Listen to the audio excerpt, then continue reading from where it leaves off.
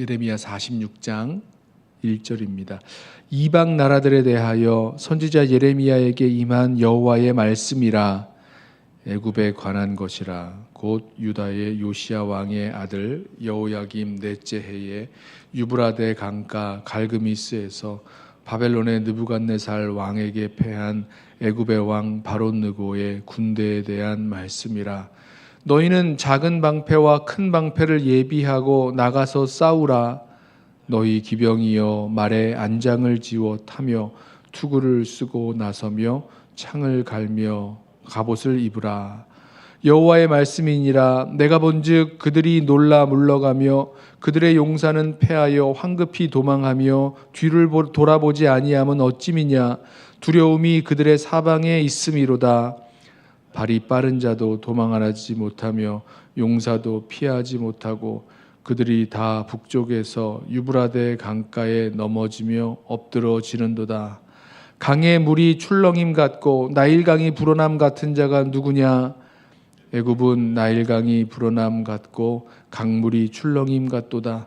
그가 이르되 내가 일어나 땅을 덮어 성읍들과 그 주민을 멸할 것이라.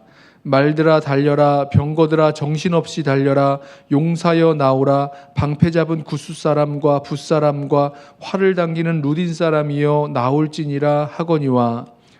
그날은 주 만군의 여호와께서 그의 대적에게 원수 갚는 보복일이라. 칼이 배부르게 삼키며 그들의 피를 넘치도록 마시리니 주 만군의 여호와께서 북쪽 유브라데 강가에서 희생 제물을 받으실 것이미로다. 처녀딸 애굽이여 길르앗으로 올라가서 유향을 취하라. 내가 치료를 많이 받아도 효력이 없어 낫지 못하리라. 내 수치가 나라들에 들렸고 내 부르짖음은 땅에 가득하였나니 용사가 용사에게 걸려 넘어져 둘이 함께 엎드러졌음이라. 아멘. 하나님은 예레미야를 그 모태에서부터 구별하여 열방의 선지자, 여러 나라들의 선지자로 세워 사용하십니다. 하나님께서 이 유대 나라만을 다스리는 하나님이 아니라 온 세상과 열방을 다스리시는 하나님이시기 때문에 이 예레미야를 온 열방의 선지자로, 모든 나라의 온 세상 나라들의 선지자로 세워 이제 그 선지자로 사용하시는 거죠. 그리고 그 나라들에 대해서 이제 예언하시는데 이제 1장부터 처음부터 이제 45장까지 우리가 어제까지 나누었던 예레미야서 말씀을 보면 이제 유다 나라에 대해서 하나님께서 예레미야 선지자를 통해서 예언을 하셨다면 이제 46장부터 오늘부터 시작해서 이 마지막 장까지, 마지막 장은 이제 그 예루살렘의 멸망에 대한 장이고 51장까지 마지막 장 전까지 여러 나라들에 대한 그 예언이 이어집니다. 그 여러 나라에 대한 예언 중에서 제일 먼저 이제 애굽에 대한 그 예언의 말씀이 예레미야를 통해서 선포가 되죠. 그 애굽 나라에 대해서 이 예언의 말씀이 선포되는 그 해가 말씀을 보면 2절이죠. 여호야김 넷째 해라고 말씀을 합니다. 애굽 왕 바롯느고가 갈그미스 전투에서 바벨론 왕 느부갓네살에게 이렇게 패했을 때에 이 말씀이 선포가 됩니다. 그때 애굽에 대해서 그 느부갓네살 왕에게 전투에서 지게 된 이 애굽에 대해서 하나님의 말씀이 임합니다. 당시에 애굽은 유다 나라와 이 동맹 관계를 유지하고 바벨론에 대항하는 유다 나라를 이렇게 지원하는 그런 역할을 하는 나라였습니다. 전통적인 강호죠.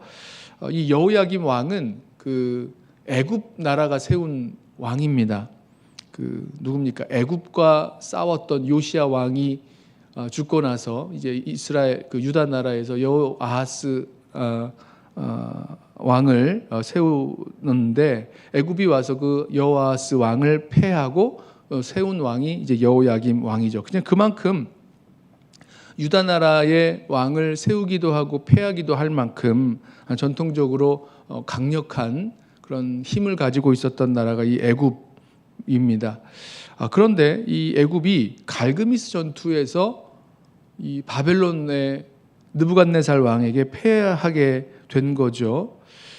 그리고 나서 이 말씀이 임하는데 이 갈그미스 전투에서 패하고 난 이 애굽 나라에 임하는 이 말씀을 보는데 놀랍게도 애굽은 여전히 그 아직 자신들에게 남아 있는 그 힘과 능력과 그 군사력을 의지하고 또 한 번 싸워볼 것을 준비하고 있는 것 같습니다. 이 3절인가요?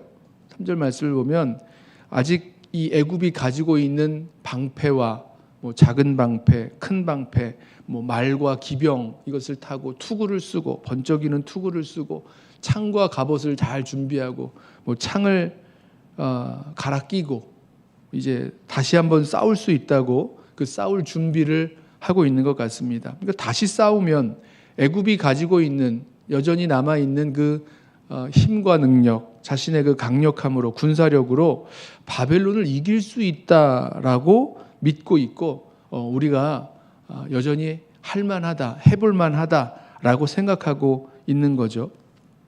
애굽이 지금 정신을 차리지 못하는 겁니다. 말하기를 여기 보면 나일강이 불어나서 막 출렁이는 것처럼 그리고 그 땅을 막 덮는 것처럼 여러 나라들을 덮을 줄로 알고 말합니다. 8절을 보세요. 이렇게 말하죠. 애굽은 나일강이 불어남 같고 강물이 출렁임 같도다. 그가 이르되 애굽이 말하는 겁니다. 내가 일어나 땅을 덮어 성읍들과 그 주민을 멸할 것이라. 그러면서 하는 말이 다 나오라 그래요. 뭐 이 구스, 붓, 루딤 그 모든 사람들 다 나오라고 막 불러댑니다. 자기가 싸워서 이길 것처럼 이야기하고 있는 거죠. 모르겠어요. 구스와 붓과 루딤 사람들 여기는 다 점령하고 애굽의 그런 속국이 돼서 이겼는지는 모르겠습니다만은 근데 주님께서 이 예레미야 선지자를 통해서 애굽 나라에 하시는 말씀은 이제 한 날이 오는데 그 날은 하나님께서 그의 대적에게 보복하시는 날이다라고 말씀을 합니다. 10절 그날은 주 만군의 여호와께서 그의 대적에게 원수 갚는 보복일이라. 칼이 배부르게 삼키며 그들의 피를 넘치도록 마시리니 주 만군의 여호와께서 북쪽 유브라데 강가에서 희생 제물을 받으실 것이미로다. 애굽 나라가 뭐 만반의 준비를 하고 다시 한번 일어나서 이 바벨론 나라와 전쟁을 하면 이기게 될 것처럼 생각을 하고 있는데 그렇지 않다는 거죠. 바로 그 유브라데 강가에서 마치 희생 제물이 되는 것처럼 될 것을 말씀하십니다. 애굽이 정신을 못 차린 것 같아요. 이 바벨론 나라와 이미 한번 전쟁을 통해서 뭐 그전에도 전쟁이 있었습니다만은 이 갈그미스 전투에서 큰 패배를 당하고 아주 어렵게 되어 있는 그런 상황인데도 여전히 자신에게 남아있는 힘과 능력을 의지하고 한번 해볼 만하다, 싸워볼 만하다, 이길 것이다 라고 믿고 기세등등하게 다시 일어나 가려고 하고 있습니다. 그러나 그것은 뭐 한 나라와의 싸움이 아니라 하나님께서 이 애굽을 심판하시는 하나님의 그 심판의 날이 될 것이고 이 바벨론 나라와 느부갓네살 왕은 이 애굽을 심판하는 하나님의 도구가 되는 것이죠. 우리 믿음의 여정을 걸어 나아가면서도 이와 같은 일이 있는 것 같습니다. 하나님께서 우리 삶에서 우리에게 말씀하시고 또 때로는 우리를 징계하심으로 어떤 일들이 우리들 삶 속에서 일어났습니다. 그런데 그렇게 하나님의 징계를 받고도 우리가 인지하지 못하는 거죠. 하나님께서 나에게 이 사건을 통해서 말씀하시고 좀 돌이키기를 원하시는 일들이 일어나는데 아직 나에게 남아있는 힘과 능력과 어떤 힘을 가지고 내가 다시 하면 될 거야. 다시 이 일들을 할 거야 라고 하면서 회개하지 아니하고 정신 못 차리고 계속해서 그 일들을 해보려고 하는 그런 모습이 우리들에게 있는 것 같습니다. 자, 하나님께서 우리의 삶 속에서 여러 가지 일들을 통해서 말씀하시고 깨닫게 하시는 그런 은혜가 있을 때에 그때 바로 돌이키고 회개하고 주님께로 나아가 주님 앞에 순종할 수 있는 저와 여러분 되기를 원합니다. 주님은 우리 삶에 여러 가지 일들로 또 사건들을 통해서도 말씀하시는 줄로 믿습니다. 그 일들 속에 담겨 있는 주님의 말씀 무엇인지 분별하고 또 그 속에서 겸손하게 주님께 순종하며 또 회개하며 나아갈 수 있는 저와 여러분 되시기를 주님의 이름으로 부탁하며 축원합니다. 기도하겠습니다.